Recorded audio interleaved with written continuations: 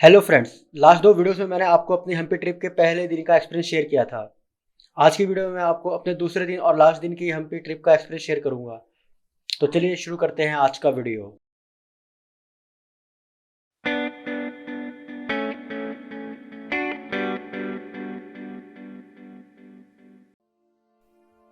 आज मेरा हम्पी का दूसरा दिन शुरू होता है। सुबह से उठ के सबसे पहले मैं छत पर गया और आसपास का नज़ारा लेने लगा। तो छत से एक्चुअली अच्छा व्यू आ रहा था गोपुरम का। फिर मैंने सोचा कि यार मौसम ठंडा है सुबह सुबह, तो सुबह सुबह ही अपनी जर्नी शुरू की जाए। तो मैं निकल पड़ा सुबह सुबह ही बाकी जगह कवर करने के लिए जो लास्ट दिन मैं कवर नहीं कर पाया था।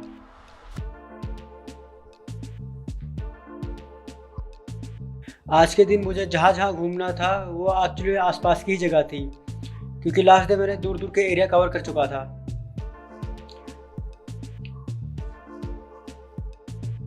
क्योंकि आज के दिन मुझे आसपास ही आना था, इसलिए मैंने पैदल ही चलना प्रेफर किया और साइकिल रेंट पे नहीं ली।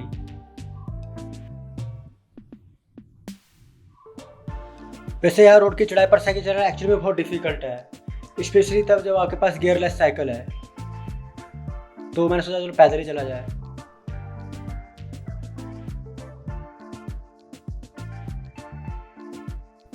सुबह का समय था और पहाड़ के पीछे धीरे धीरे सूरज भी ऊपर उठ रहा था।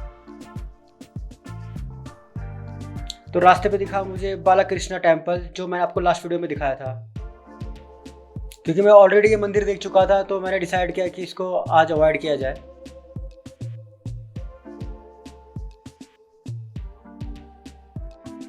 बालकृष्णा टेम्पल से थोड़ा आगे जाते ही मुझे दिखने लगे उग्र नरसिम्हा जी की मूर्ति। उग्र नरसिम्हा मतलब एंग्री नरसिम्हा। ये एक्चुअली मैं बालकृष्णा टेम्पल के बगल में ही था, जिसको मैं एक दिन पहले ही कवर कर सकता था, बट मैं थोड़ा मैप गलत रीड कर गया और मिस कर गया। तो फिर मैंने सोचा आज सुबह से पहले इन्हीं को देखता हूँ।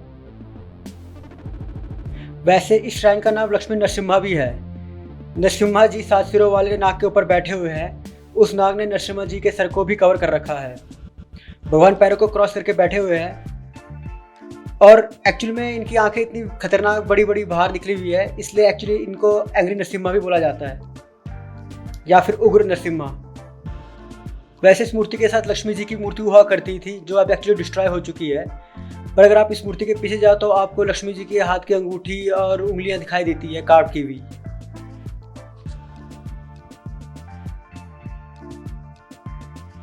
इस स्टैचू के बगल में बहुत बड़ा सा शिवलिंग है।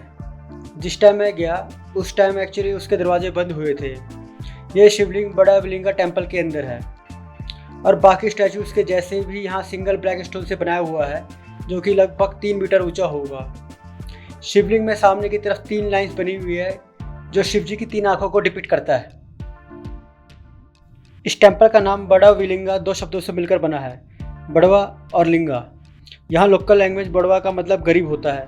तो ऐसा बोला जाता है कि कुछ गरीब औरतों ने उस टाइम इस शिवलिंग को मिलकर स्थापित किया था। वैसे शिवलिंग जिस चैम्बर में है उसमें एक्चुअली छत नहीं है, इसलिए बारिश के टाइम पे शिवलिंग का यह ग्रह पूरा का पूरा पानी से भर जाता है। वैसे ये टेम्पल है तो बहुत छोटा बाकी टेम्पल के कंपैरिजन में, बट यार एक्चुअली इस टेम्पल को देखे बिना ना हम्पी का टूर पूरा नहीं हो सकता। मैं ढंग से वीडियो रिकॉर्ड करने की कोशिश तो कर रहा था, बट एक्चुअली गेट बंद होने के कारण ढंग से एंगल बन नहीं पा रहा था। और एक टेंशन एक्स्ट्रा लगी हुई थी कि बाय चांस हाथ से मोबाइल गिर गया तो वीडियो तो बनेगी नहीं बनेगी, साथ में मोबाइल भी हाथ से चला जाएगा।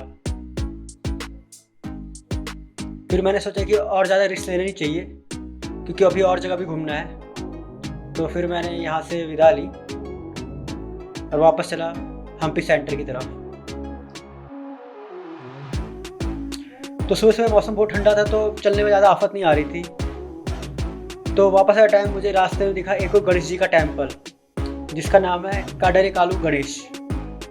तो ऐसा है कि यार थोड़ा प्रोनाउंसिएशन गलत हो सकती है, मैं कोशिश तो कर रहा हूँ ठीक से ही बोलूँ, बट हो जाता है मिस। ये टेम्पल हेमकुट्टा हिल पर है और मंदिरों की तरह इस पर भी हर जगह कार्विंग करी हुई है, जो अलग अलग स्टोरी को डिपिक्ट करती है। ये पूरा का पूरा मंदिर ग्रेनाइट पत्थर से बना हुआ है।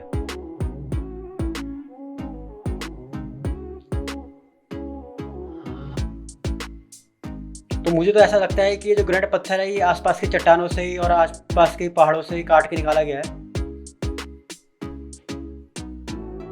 क्योंकि आसपास मुझे कुछ ऐसे चट्टानें दिखी जिन पे ऐसा निशान थे जैसे किसी ने उनको काटने की कोशिश करी है।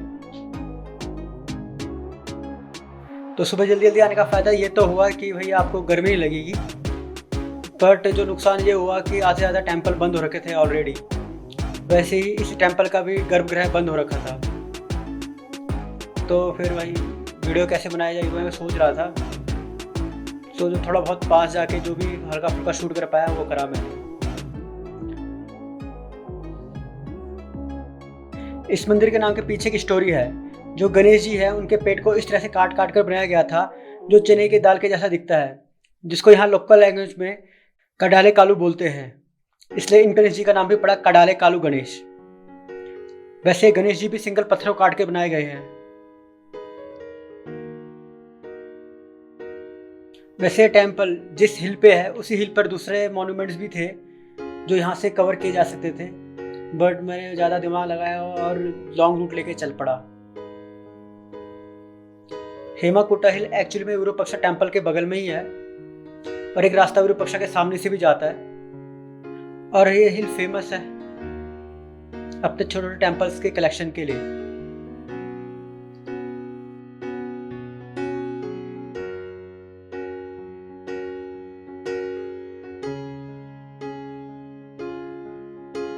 इस हिल पर बहुत छोटे छोटे टेम्पल थे। मुझे आइडिया लग नहीं पा रहा था कि ये टेम्पल किन किन देवी देवताओं के हैं। यहाँ पर कहीं साइन बोर्ड भी नहीं था जिससे मुझे आइडिया लग पाए कि ये टेम्पल किसको डेडिकेटेड है।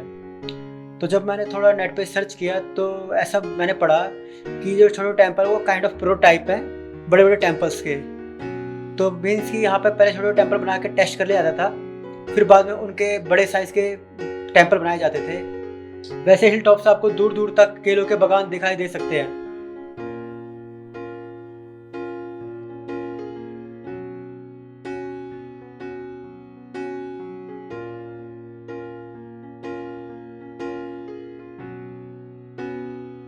अब तक दिन की गर्मी बढ़ने लग गई थी और मेरी हालत भी थोड़ी ख़राब होने लग गई थी, तो मैंने 3-4 पानी के घूंट मारे और सोचा कि अब निकलना चाहिए इस हिल टॉप से और अपनी अगली जगह जाना चाहिए जो मैंने डिसाइड कर रखी थी, नदी के किनारे। तो जाने से पहले मैं सोचा थोड़ा बहुत वीडियो बनाई जाए। बड़ा एक बात है, इस हिल टॉप से एक्चुअली में आपको विरूपाक्षा टेम्पल का बहुत अच्छा व्यू मिलता है। तो मैंने सोचा जाने से पहले क्यों ना विरूपाक्षा टेम्पल का एक लास्ट वीडियो बनाया जाए।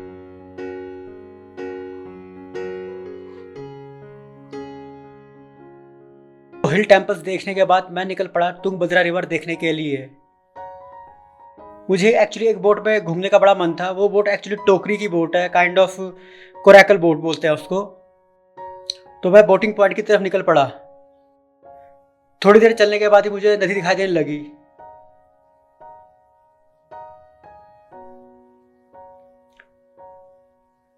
बोटिंग पॉइंट तक जाने का रास्ता बहुत ही अच्छा लगा मुझे। कई कई जगहों में तो काइंड ऑफ छत बनी हुई थी पूरी पूरी चट्टानों से।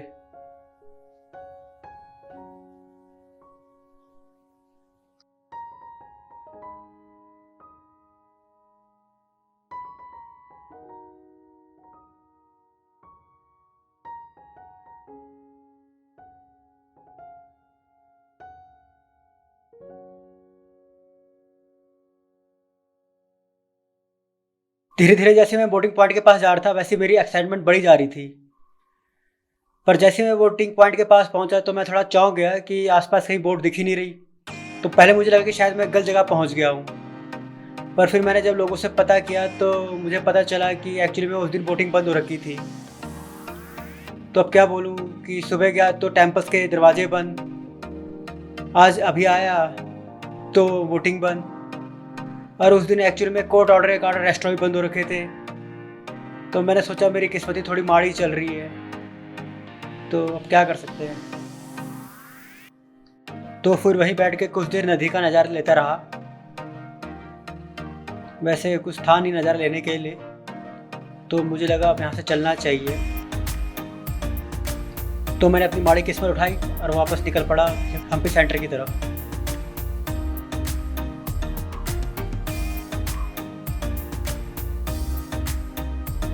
इससे ज़्यादा बचा नहीं था कुछ देखने के लिए मेरे लिए हम्पी में। बट एक लास्ट मोन्यूमेंट बचा था जो हम्पी सेंटर में ही था, वो था विशाल नंदी। ये नंदी गुरु पक्षा टेम्पल के ईस्ट साइड वाले, जो कि सबसे बड़ा गोपुरम था, उसके एकदम सामने पड़ता है सड़क के दूसरे एंड पर, जहाँ से माटुंगा हिल्स शुरू होती हैं।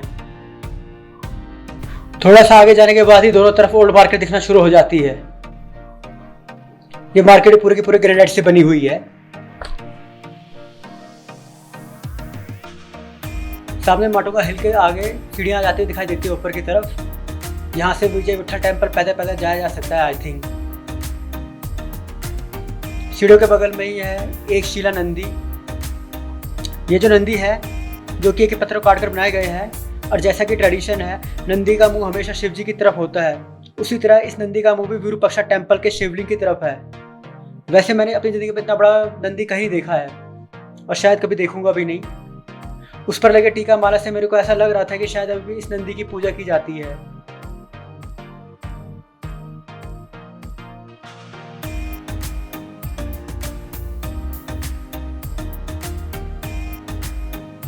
फिर मैं कुछ देर के लिए नंदी जी के सामने जो सीढ़ियाँ थी ना, उस पर बैठ के थोड़ा देर अपनी थकान कम करता रहा और सोचता रहा कि अब मुझे क्या करना चाहिए, क्योंकि ऑलमोस्ट हम्पी में हर जगह मैं घूम चुका था।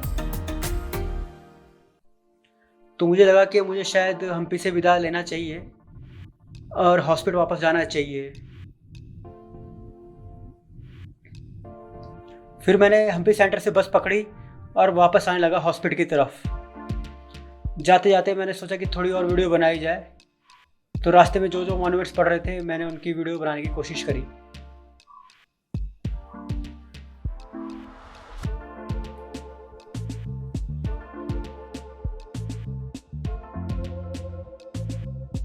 ये हम्पी ट्रिप मेरे लिए सिर्फ इसलिए ही इम्पोर्टेंट नहीं थी क्योंकि हम्पी बहुत ज़बरदस्त जगह है, बट इसलिए भी इम्पोर्टेंट थी क्योंकि ये मेरी सबसे पहली सोलो ट्रिप थी।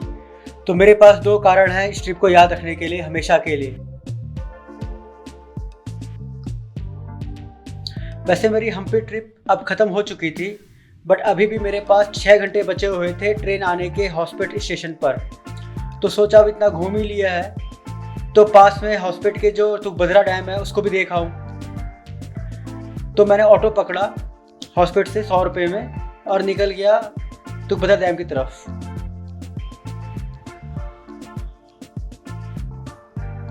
डैम के एंट्री गेट के पास ही आपको मिल जाएगी बस, जो आपको 20 रुपये में ले जाएगी डैम के व्यू पॉइंट्स पर।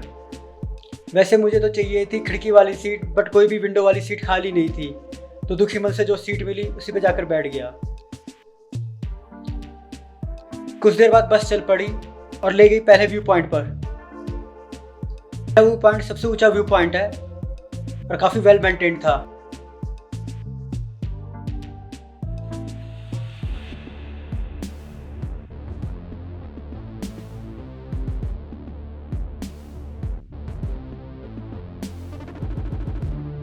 जैसे ही मैं व्यू पॉइंट के पास पहुंचा और वहां से जब डैम में जमा हुआ पानी देखा, तो मेरी कमज़ोर आंखें वो भी बिना चश्मे के को समझ नहीं आया कि मैं नीचे नीला सागर देख रहा हूँ या दूर तक आसमान।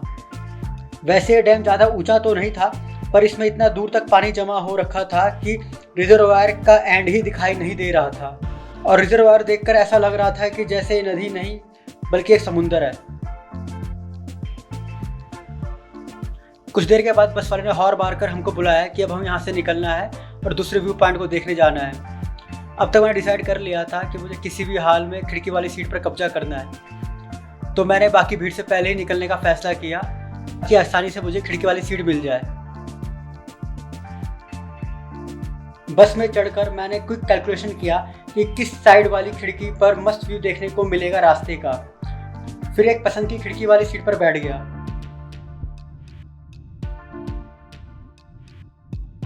उस सीट पर इससे पहले जो अंकल बैठे थे उन्होंने दुखी और गुस्से का कंबाइंड करके जो फेशियल एक्सप्रेशन बनता है वो दिया और कहीं और जाके बैठ गए। फिर बस हमको ले गई दूसरे व्यू पॉइंट की तरफ, जो पहले वाले व्यू पॉइंट से थोड़ा नीचे था।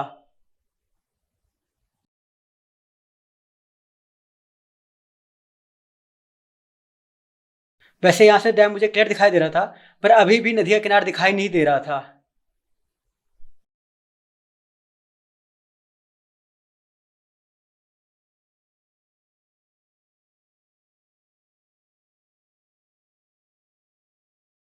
इस डैम को देखने के बाद अब मुझे जाना था वापस हॉस्पिटल रेलवे स्टेशन। इसके साथ मेरी ट्रिप भी ख़त्म होती है और ये वीडियो भी। तो होपफुली आपको मेरा वीडियो पसंद आया होगा and thank you for watching it.